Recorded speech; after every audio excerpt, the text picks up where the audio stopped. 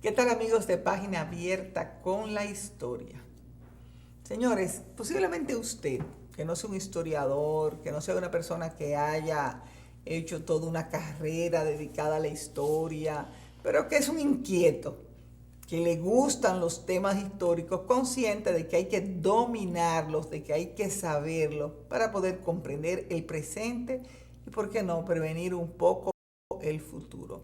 Tiene una serie de dudas unos cuantos tópicos que hemos abordado en la escuela de forma muy somera o que no dominamos a plenitud. Ese es mi caso. Y me he tomado el programa de hoy para hacerle una serie de preguntas a Welner Félix sobre este tipo de temas que a mí me inquieta y que posiblemente a usted. Por ejemplo, Welner, yo voy a comenzar con uno. Y es el de quiénes eran los indígenas que había en la isla. Hemos oído hasta la saciedad que eran los taínos, pero de repente nos encontramos que en el Golfo de las Flechas Colón se encontró con los caribes. Y en uno que otro lugar, que si los arahuacos. Entonces yo te pregunto, ¿quiénes estaban aquí? ¿Era que estaban todos? ¿Era que estaban todos en un proceso migratorio? ¿Qué pasaba en nuestra isla aproximadamente a finales del siglo XV? O sea, para 1492, cuando llegan los europeos. Muy buenas, doña Diana. Pues nuevamente, gracias por compartir conmigo esta mesa redonda y conversar sobre estos temas, como usted bien dice, que tanto apasiona y que además representan dudas para el pueblo dominicano. Yo debo decir, como siempre, antes de contestar su pregunta, que vamos a elogiar, vamos a decir que es precisamente lo que usted acaba de decir. Conocer estos procesos nos va a ayudar a nosotros a comprendernos un poco mejor y a ayudarnos, ¿verdad?, a identificarnos más con nuestro ser dominicano. Esa vieja teoría de que nosotros somos el trípode, que somos descendientes de africanos, de indígenas y de españoles, eso no necesariamente es así desde el punto de vista sanguíneo, pero sí desde el punto de vista cultural. Nosotros somos un híbrido cultural de estas tres influencias. O sea que si bien en nuestros ancestros Uh-huh. hay muy poquísima, ínfima sangre producto de esos primitivos pobladores, sí, realmente dejaron una cultura claro, que la adoptaron los sí, europeos y que nos la legaron. No solamente una cultura desde el punto de vista del hacer, Uh-huh. sino también del expresarse. claro. ¿Cuántas palabras pasaron al castellano, al español, y del español a su vez al francés? Llegaron a España incluso. Pero por Fueron ejemplo, en transportadas francés, por maíz llevar el es francés. maíz, Claro, Caraíbe es Caribe, claro. Haití, o sea, son palabras que realmente, hay todo un listado de palabras que pasaron al francés y que realmente el francés las heredó a través del español y el español a su vez las adoptó de las lenguas indígenas. Y pertenecen a la gramática, están ahí como parte de la lengua española, e incluso no solo como de la lengua española dominicana, o sea, no como un dominicanismo, No, sino como adoptado a nivel internacional. parte del español. Claro, como la yuca, la batata, Claro. la guayaba, cosas así, que tantos... Que tú en todas las en lenguas le toda la encuentras lengua, goyaba, pronunciada sí, de una manera diferente por la misma palabra. y que es parte de nuestra vida cotidiana, y sin embargo no lo sabemos. De hecho, hay varios diccionarios indígenas. Desde la década del 30 existen diccionarios indígenas. J. Marín Instausti hizo un trabajo. Caimán es una palabra Caimán. que está en huracán. Huracán. Huracán. Huracán. Así es. En O sea, otras lenguas se puede hurricane, huracán, pero es proviene origen del taíno. huracán. Claro, y es origen taíno. O sea que, como usted bien acaba de señalar, tocó este elemento, nosotros tenemos este híbrido cultural que es el ser dominicano, y eso es sumamente interesante. Nuestros ríos, cantidades enormes de nuestros principales ríos responden a la toponimia taína, Claro. ya que Osama, Jaina, Nigua O sea, realmente Macorís. Macorís, Iguamo, y así por el estilo. Realmente tenemos una... Imagino que Nagua debe ser Nagua también, claro. Todo un acervo cultural, un acervo toponímico, toda una herencia. El mismo Cotuí. Cotuí, claro, Cotuí. Han permanecido como parte de nuestra cultura y el pueblo dominicano lo sabe, porque no es que no lo sabe y lo pronuncia, pero es bueno aclarar. Sin embargo, yo tuve una anécdota con una clase de español cuando hace muchos años contaba en el español del colegio universitario, sí, que cuando un profesor refería a la toponimia taína que pasó, que habló de Macorís, un estudiante dijo que él creía que Macorís era un apellido, que era el apellido de San Francisco. Digo, pues entonces San Pedro era hermano, porque también es de Macorís. Qué interesante. Bueno, pero hay tantos de conocimiento. Muy bueno, muy bueno. Bueno, usted sabe que sobre Duarte también hay muchísimas anécdotas. ¿Cómo se llama Juan Pablo? Duarte Los tres padres de la patria son Juan, Pablo y Duarte. Sí, en mi pueblo, en Cabral, voy a aprovechar una anécdotita así. Hubo un personaje muy famoso en el pueblo, porque usted sabe que la gente que a veces tiene recursos se hace bien famosa, y este personaje no solamente era gallero, era dueño de lidias de gallo, de cosas. Se llamaba Juan Ventura Félix. Para variar era Félix. Sí, claro. Como toda la gente de ese sur. Una gran cantidad, sí. Juan Ventura Félix. Entre Cuevas y Félix lo tienen casi todos repartidos. Sí, no, hay muchos. Hay Olivero, yo lo he recogido algunos. Él se llamaba Juan Ventura Félix, murió ya hace un tiempo, mucha edad. Y cuando los estudiantes en la escuela le preguntaban que cómo se llamaba el padre de la patria, decían que Juan Ventura Félix. El padre de la patria, Juan Ventura Félix. Esa fue una de las anécdotas alrededor de Juan Ventura Félix que siempre a nosotros nos pareció graciosa. Pero mire, ya después de 5 minutos hablando de estas cosas. Mire, cuando llega Colón a Santo Domingo en el 1492, hay que decir que yo sé que nuestros televidentes conocen que él llegó a la Española, lo que él bautizó como la Española, que se conocía como Haití, después de haber arribado primero a Guanajaní, que es hoy ubicada ya en los mapas como la isla Watling, en lo que pertenecen al archipiélago de las Bahamas, Eso es el 12 al de norte. octubre. El 12 de octubre. Exactamente, claro. con el famoso grito de tierra. De Rodrigo de Triana, Rodrigo etc. de Triana. Llega aquí en un momento muy difícil de la travesía, porque hay que recordar que los que le acompañaban no habían ido más allá de las costas hacia el sur de África.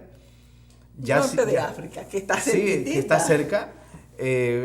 Las Islas Canarias, tal vez. No, Islas Canarias, sí, porque de hecho la travesía parte de las Islas Canarias hacia el sur oeste. No es en línea recta.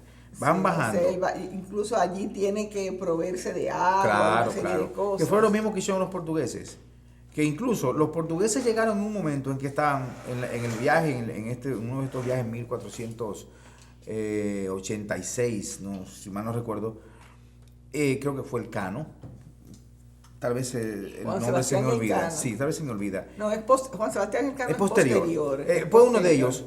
Llegó al frente de la costa de Brasil y estaba más cerca de la costa de Brasil que de la costa de África. Eso fue cuando descubrió el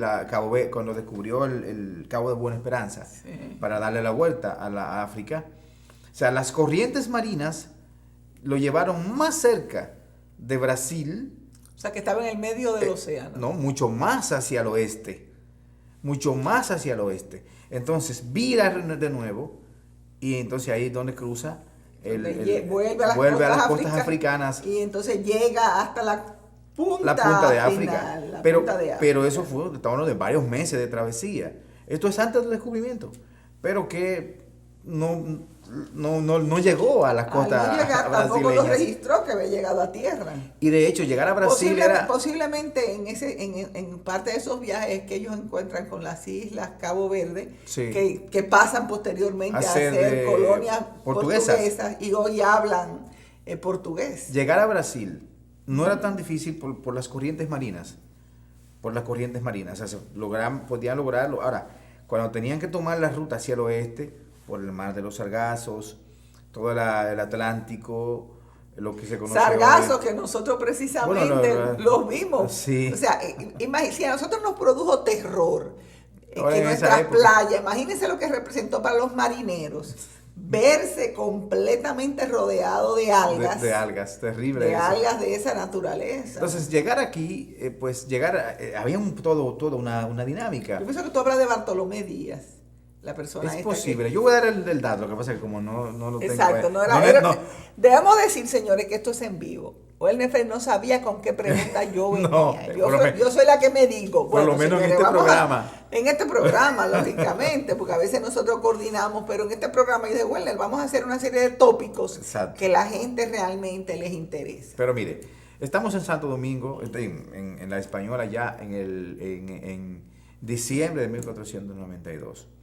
Y Colón llega precisamente al noroeste, cercano a la mole de San Nicolás, o sea, la punta noroeste de la isla de Santo Domingo, lo que es hoy el noroeste de Haití. El noroeste de Haití. O sea, va aproximadamente por donde está Cabo Haitiano. Sí, un poco más al oeste, pero en las mismas costas. Sí. Entonces Colón llega hasta esta zona y es aquí donde tiene los primeros contactos con los aborígenes. Y ahí es que se dice que del famoso contacto que tuvo con Guacanagaris. con Guacanagaris. Claro que sí. De hecho, en las cartas, hay un trabajito muy interesante que recoge todas las primeras cartas de América. Hay varias narrativas que explican estos primeros encuentros. La actitud de Guacanagarí, todo esto se produce antes del 24 de diciembre. Sí, antes del 24 de diciembre. Antes del 25, cuando se zozobra la nave. La nave. La Santa María. Santa María, claro.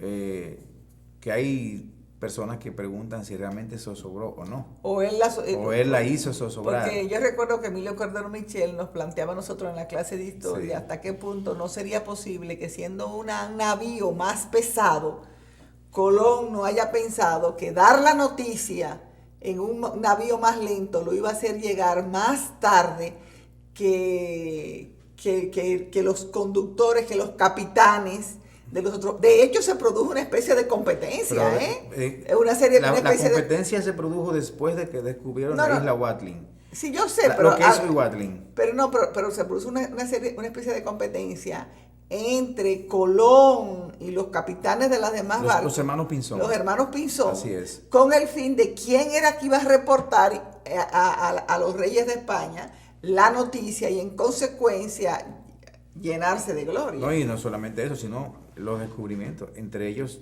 se generó ese conflicto al punto de que uno de ellos se adelanta y luego...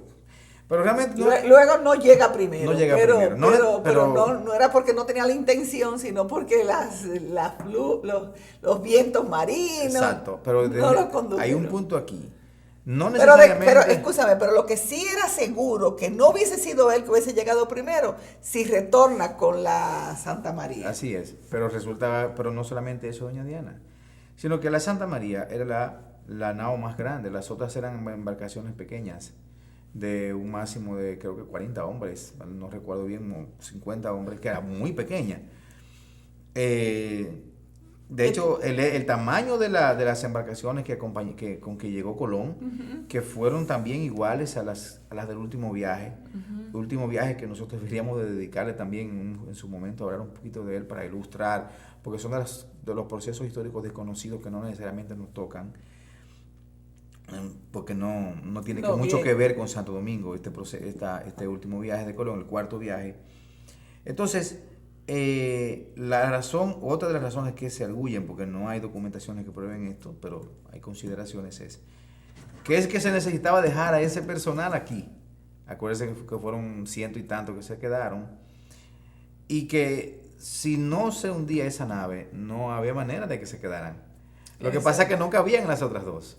Ah, o sea que otra de las razones que pudo haberlo Ajá. llevado a querer... Claro, obligarlos a quedarse. Era obligar, creo que eran 39 hombres los que se 39 hombres. los Sí. que se quedaron. Porque precisamente, habían ciento y tantos y no cabían todos y en las no dos cabían naves. todos, exacto. Entonces, esa era la segunda razón. Y no fue la primera vez que los españoles lo hicieron. Lo hizo Pizarro y también lo hizo Cortés. Hernán Cortés en México. Por eso es famoso quemar las Claro, naves. sí. Pero Quemar no, las no naves fue que porque quemó las quemando naves. Era porque se iban. Exacto. Y usted ha hecho una anécdota aquí, contó una anécdota hace unos días, que fue usted sí, que también ocurrió eso con unos que se fueron en Sudamérica, que se fueron a Filipinas y hubo que irlo a buscar. Exacto. Eso era muy común que los marinos se quedaran o no se quisieran quedar, o sea, era algo Exacto. muy común. O sea que si no se querían quedar, había que buscar la manera De que se quedaran. de obligarlos. Bueno, sí, y triste destino tuvieron esos 39 hombres, precisamente. Bueno, no sé si triste, porque fue unas consecuencias. O Podemos merecido. mencionarlo. Bueno, señores, vamos a seguir hablando con Welner Feli de estos temas históricos. Realmente que a usted le inquieta. En esta oportunidad mi pregunta era, ¿eran taínos, arahuacos? Que no se ha contestado todavía. Caribeños. ¿Quiénes eran los habitantes de la isla de hoy llamada Santo Domingo cuando llegaron los españoles en el año 1492?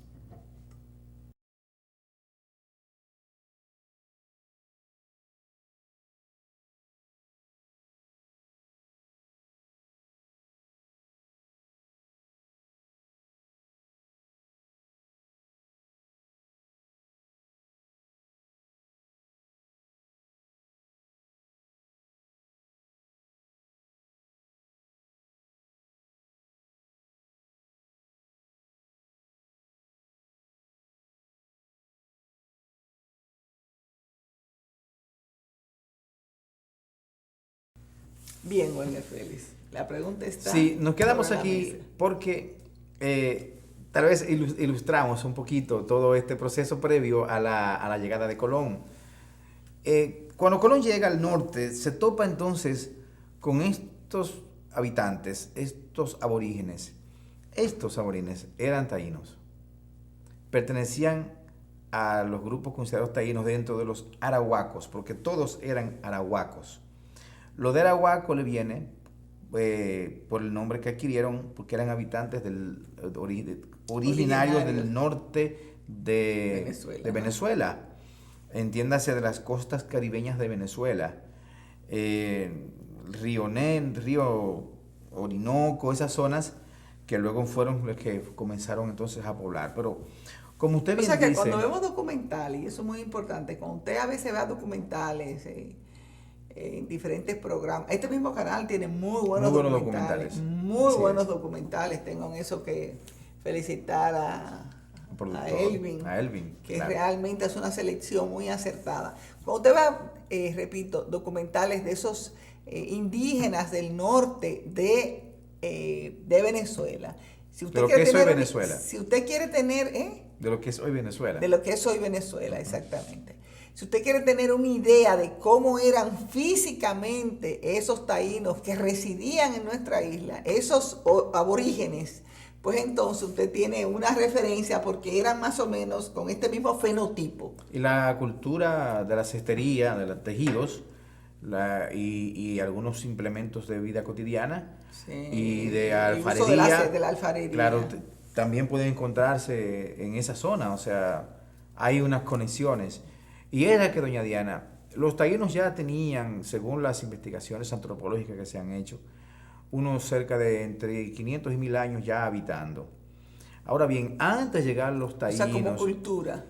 Como cultura, como pueblo. Antes de llegar los taínos, aquí no es que estábamos deshabitados, la isla está habitada desde hace tal vez 5000 o 6000 años, tal vez más, no tengo la precisión. Primero, unos habitantes que son conocidos como los Signeris, que eran más bien dedicados eso no lo conocía yo, debo admitirlo. Los Igneris. Igneris eran más bien dedicados a la agricultura, no a la recolección, Sí, a la pesca. En ese proceso en esa histórico, etapa. que no eran todavía sedentarios, sino que estaban en búsqueda donde había alimentos, ya sea agrícolas, de pesca o de caza, ahí se quedaban, Exacto. hasta que estos se agotaban y entonces se Volvían. trasladaban, nómadas. Básicamente nómadas, pero que el país brindaba una muy rica Vegetación y fauna.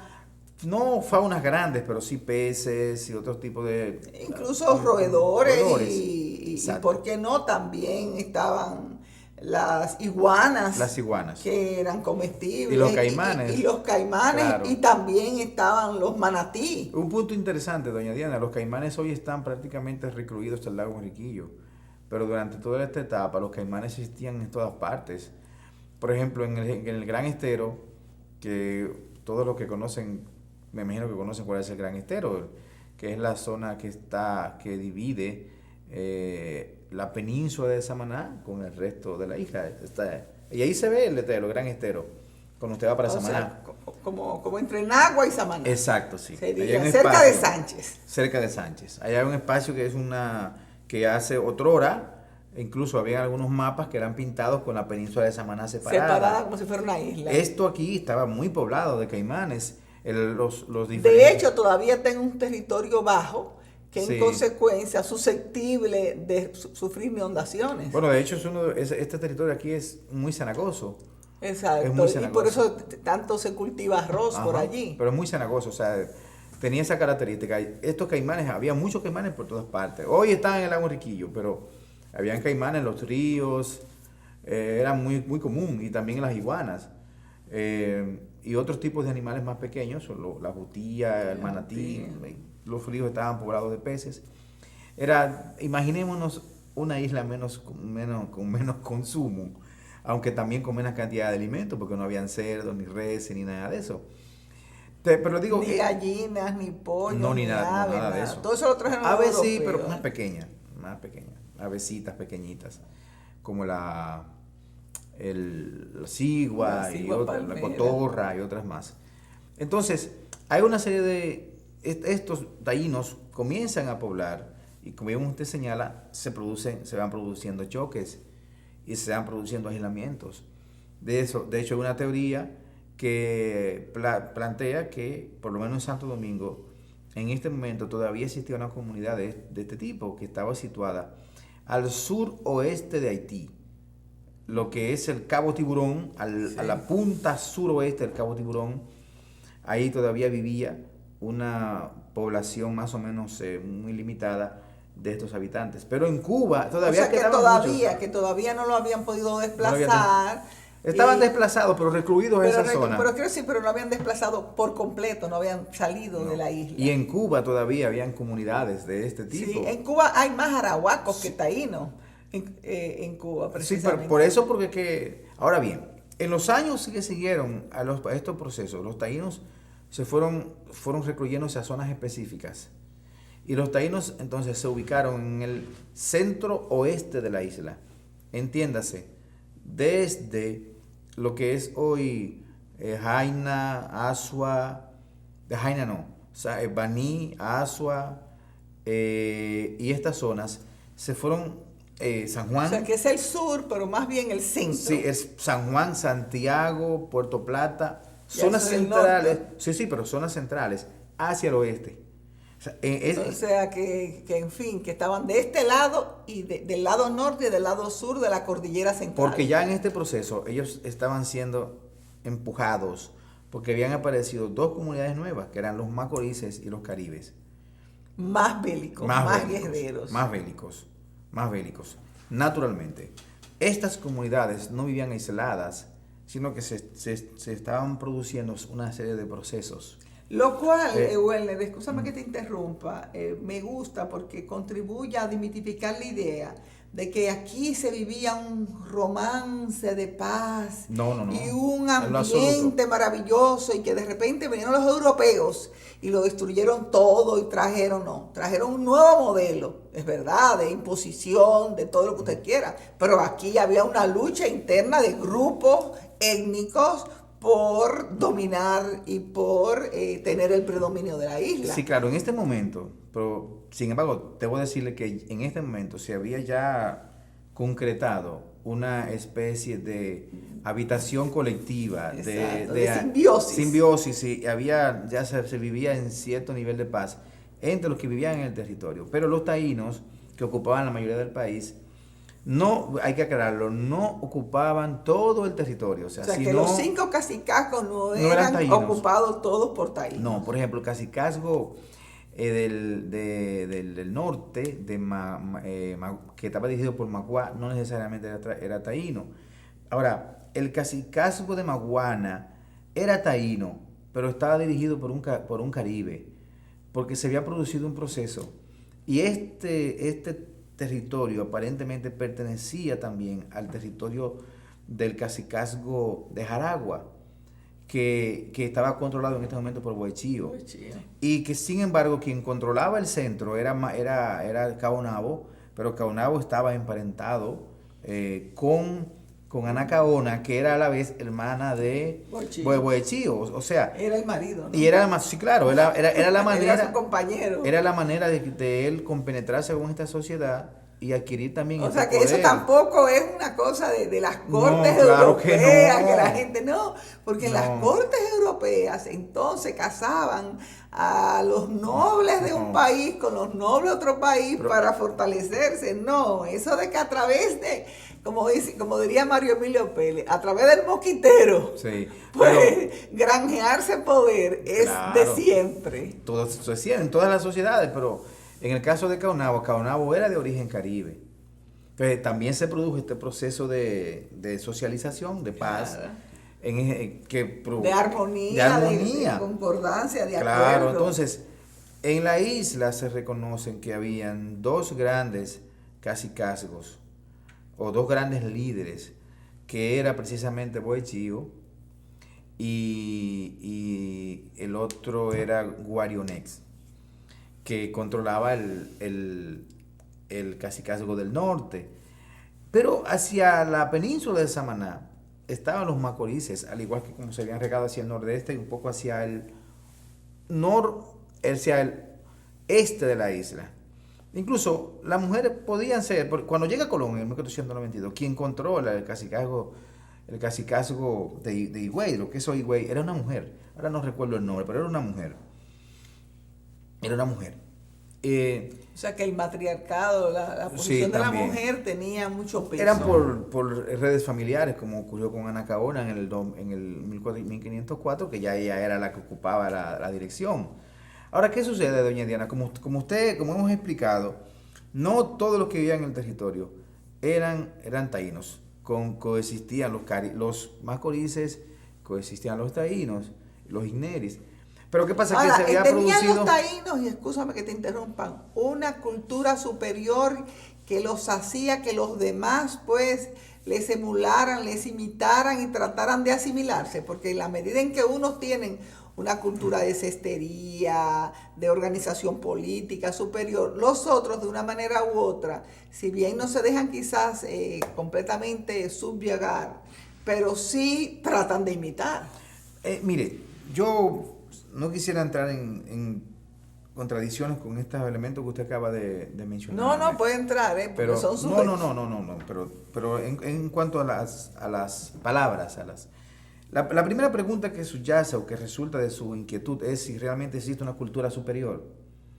No, yo sé que eso no existe, porque las culturas no son superiores. Exacto, ahí esa es la primera. Me expresé mal. Incluso mi profesor de sociología del colegio universitario, Dagoberto Tejeda, me hubiese matado si me oye esa pregunta. No existe una cultura superior. No. Pero yo creo que si tecnológicamente tenía mayor dominio de la materia y en consecuencia eran factibles de ser seguidos con el fin de aprovechar este conocimiento. Precisamente, mire, ahí se da una serie de elementos interesantes. En primer lugar, nosotros no debemos de dejarnos o sea, no debemos olvidar que nuestra isla, aunque sea pequeña, tiene microclimas. Y el clima en todas las sociedades moldea los movimientos culturales, la cultura, la tecnología. El abrigo, la casa, todo. Es diferente. Entonces, los mismos elementos que pues diferencian todas las comunidades según el espacio territorial donde vive, ocurría con los taínos. Los mismos taínos, aún los que yo les he explicado, tenían características de vivienda de cotidianas diferentes. Por ejemplo, ellos sembraban de una manera diferente. Hay que recordar que los taínos tenían como característica las siembras en montones para sembrar la yuca. Ahora, las siembras en montones no era lo común en toda la isla, sino que era muy común, era más común en las zonas que había menos agua, porque este tipo de producción agrícola estaba destinada a preservar la humedad. Entonces, ¿quiénes eran los que más practicaban las siembras en montones? Tienes que explicar a la gente lo que son los montones. Voy a explicar. Si los montones eran, bueno, si los que siembran yuca saben que para poder sembrar yuca tienen que elevar tierras, caró o ranes, y ahí siembran la yuca. O sea, el mismo fenómeno, pero si el plano es poner como montículos de tierra, exacto, de manera que la planta esté más alta. Pero en este caso, un montículo era cercano a una habitación actual, o sea, el tamaño de una habitación de 9 metros cuadrados o 6 o 7 metros cuadrados. Y todo entonces rodeado de yuca. O sea, el montículo estaba altito y entonces todo al lado, como un poco más bajo.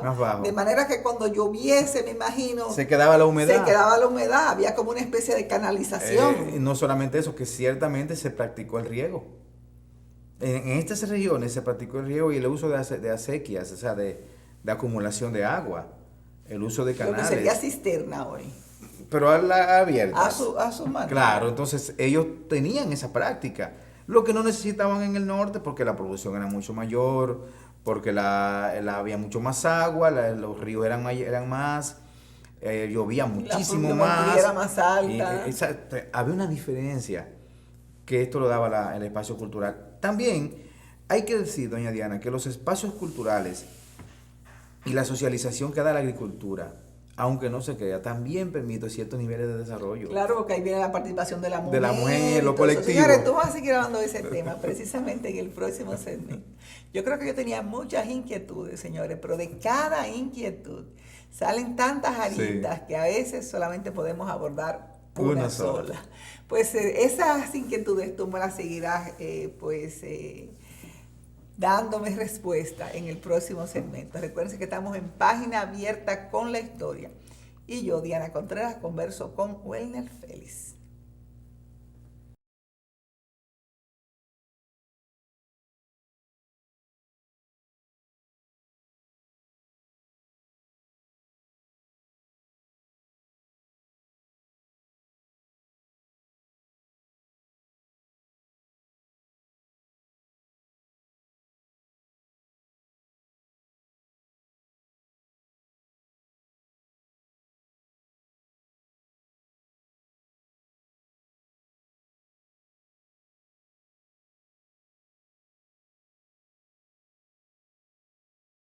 Bien, Welner, sí. Sí.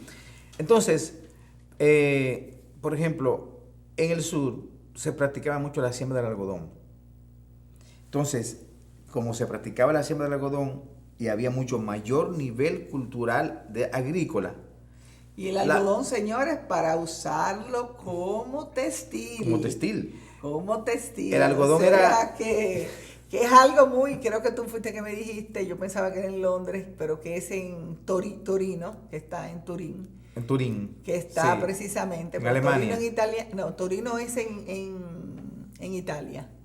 Nos referimos al semí de algodón. Exacto, al semí de algodón. Sí, claro que sí. Es que al ser un semí de algodón, esto es lo que es la prueba fehaciente de que los taínos pues manejaban, pues le sacaban provecho industrial o Al por lo algodón. menos al algodón. Y, O sea y este semí fue encontrado en una cueva cercana a Pedernales. O sea, en una cueva en la región suroeste.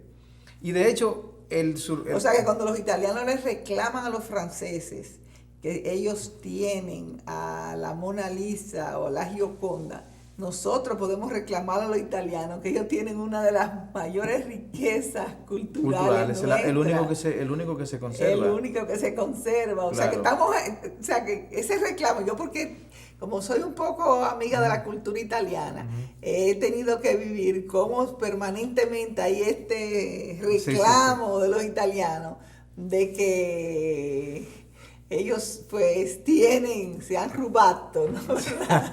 La Gioconda. Así es. Pero mire, entonces este elemento, la producción de algodón, este clima, la propia dinámica de la vida cotidiana de los taínos del sur, permitió que también ellos generaran diferencias y en la producción de algodón, en la producción agrícola, al punto de que cuando Colón le dice que tienen que pagar tributo, los del norte le obligaron a pagar con oro, los del sur le dijeron no tenemos oro, nosotros pagamos con algodón, no tenemos ningún problema. Y ellos se comprometieron a sembrarle enormes cantidades de tierras de yuca y otras cosas más. O sea que hay una serie de elementos aquí que vienen a generar diferencia. Dice las casas que los habitantes del cacicazgo de Jaragua eran completamente diferentes a los demás en el vocablo, en su forma de ser, eran menos belicosos, eran menos... O sea que también tenían diferencias lingüísticas, y tenían otras características. Pero naturalmente, todo esto se produjo por esta simbiosis cultural que se dio con la llegada de los macoríes y de los caribes. Los caribes que ya entran por el este, porque bueno decirlo, todo este proceso de colonización taína o indígena, ocupación indígena, venía de isla en isla. Entonces llegaban a la isla de Puerto Rico y de ahí empujaban a Santo Domingo, de ahí empujaban hacia Cuba. O sea que era un proceso migratorio. De empuje que comienza en Venezuela, pero que va cubriendo las islas, las Antillas Menores. Exacto. Y va, incluso llega a las mayores, a Puerto Rico, incluso a Jamaica. Y a la llegada de Colón, quienes habitaban una gran parte de la isla de Puerto Rico eran los caribes, los cuales hacían incursiones hacia la parte del este. Entonces los macoríes y los habitantes del este tenían que estar constantemente definiéndose. Por eso, por ejemplo, los del sur conocían menos, trabajaban menos el uso de las flechas, a diferencia de los del este y los del nordeste, entiéndase la península de Samaná, que sí tenía la flecha. A Colón, a las naves. Porque era una constante, era un constante problema con los caribes. Ya los caribes habían conquistado todas esas Antillas Menores. Y, por ejemplo... De hecho, si tú vas por lo menos yo que en las islas... Martinica, Guadalupe, cuando te hablan de sus indígenas, te hablan de los caribes. De los caribes, sí. De los caribes, no te hablan ni de taínos, ni de arahuacos, ni nada. Y hay que decir, bueno, el canibalismo como canibalismo, o sea, nosotros hoy lo definimos como canibalismo, pero para el Caribe no era canibalismo. Comerse a otro ser humano era parte de su ritual, parte de su vida cotidiana. Entonces nosotros hoy lo podemos calificar como canibalismo.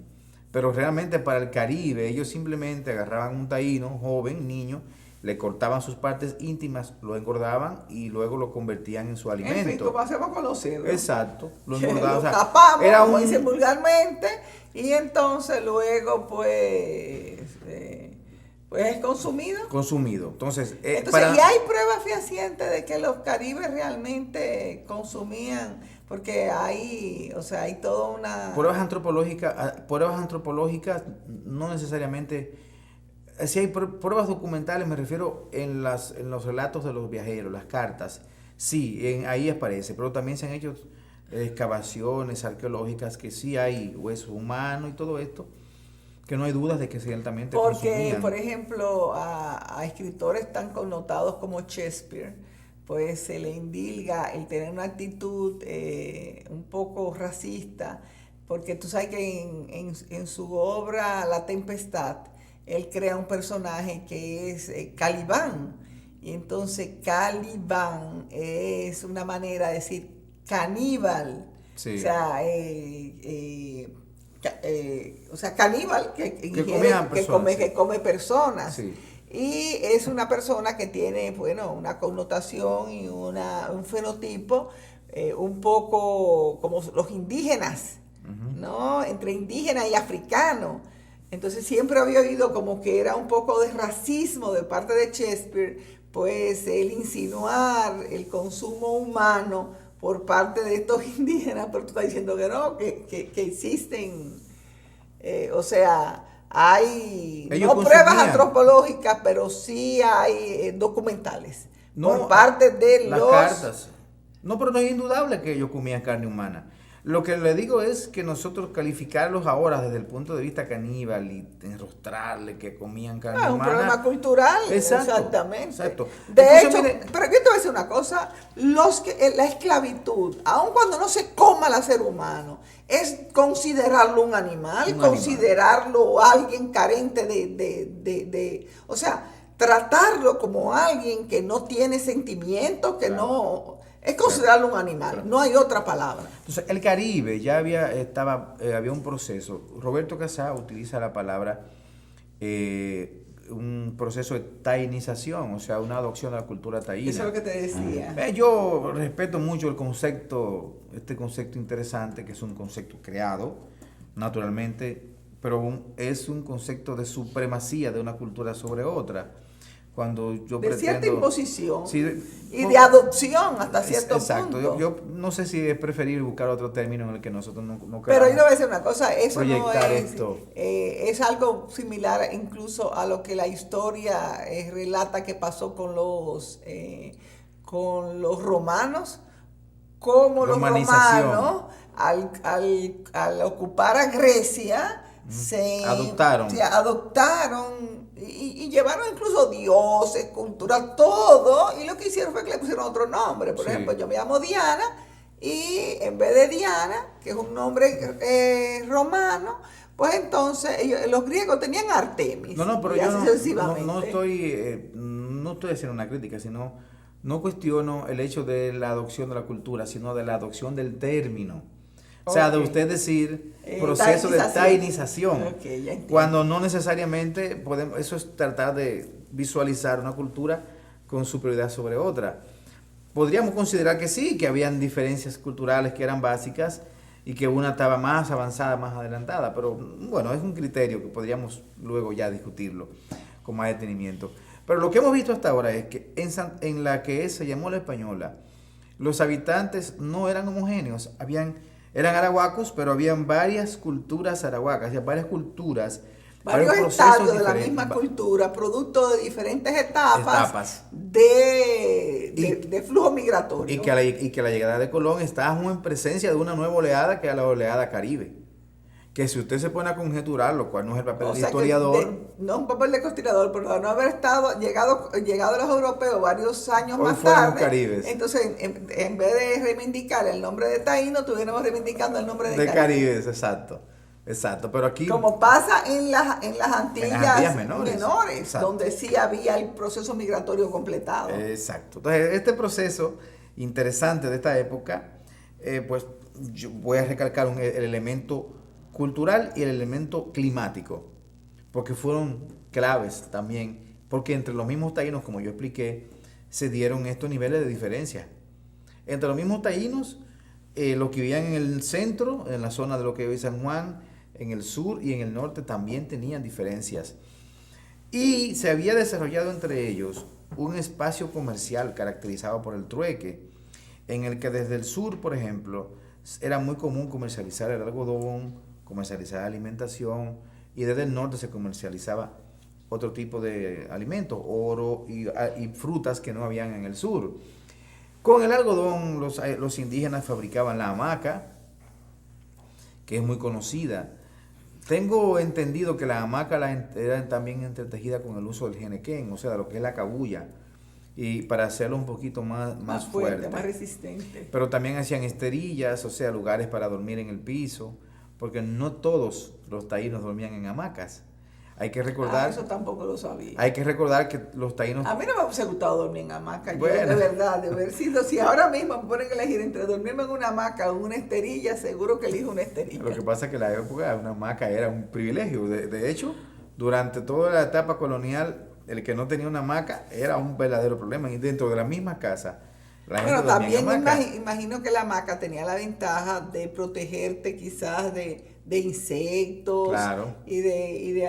Porque imagino que cucarachas habría, no sabemos. Creo, no sé, no tengo la Pero seguridad. como la pero es cucaracha posible. está sobreviviente de todo. Pero mire, también construían camisas.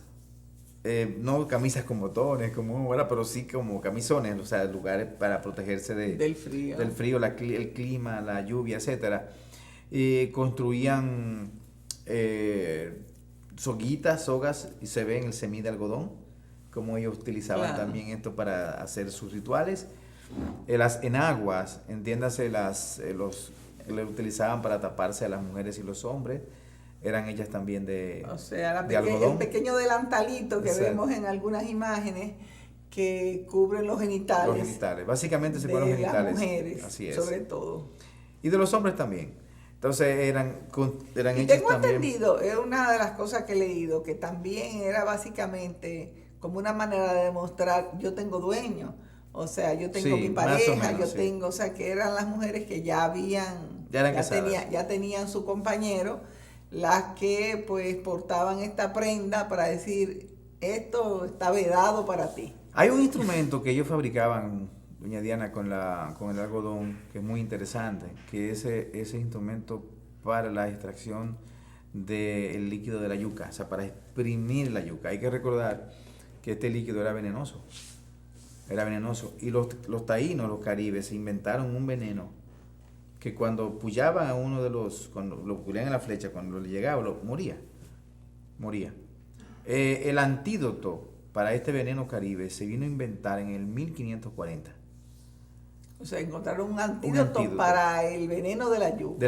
No de la yuca, sino del veneno caribe, pero que la yuca también producía un veneno que se lo consumía moría. Entonces había que exprimir muy bien la yuca y la exprimía precisamente con un paño que se hacía a partir del Sí. algodón. Como podemos ver, ya tenemos que finalizar, pero como podemos ver, con la llegada de Colón no era todo homogéneo. Ni Había diferentes homogéneo, culturas. ni un remanso de paz. No. Era una cultura en ebullición, con intereses diferentes, Exacto. con grupos étnicos diferentes, los cuales pues trataban de convivir, pero trataban, como es natural en la condición humana, de imponerse. Exacto.